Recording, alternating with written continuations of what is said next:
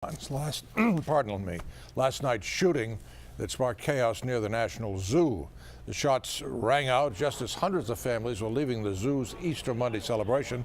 Candace Gibson was at the zoo as this unfolded. He joins us now with new details on what happened. Kansas.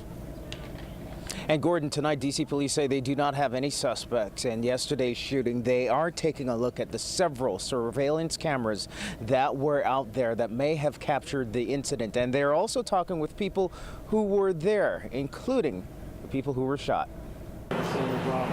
I got a phone call from my sister saying that it was my nephew. So I lost it. I lost my mind. Odessa Little's 16-year-old nephew was standing outside the zoo's Connecticut Avenue entrance with a group of friends from Hyattsville when he was hit. Next thing you know, he was gunshot. Her nephew, Omar Ellis, did like many others around him. He ran immediately away from the scene. He noticed his arm was stinging, and he was like, touched his arm, and it was blood.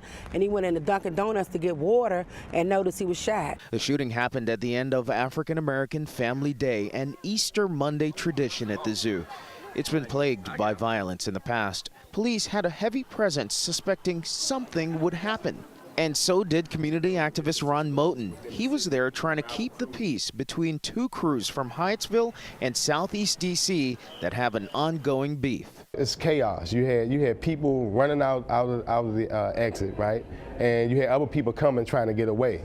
So it's just sad.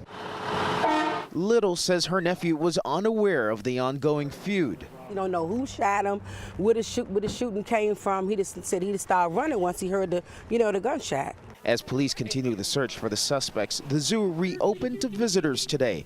Many of them made the point of being here one day after gunshots so close to this property. I'm not going to determine things like that from keeping me going to certain events and having fun with my family or my daughter.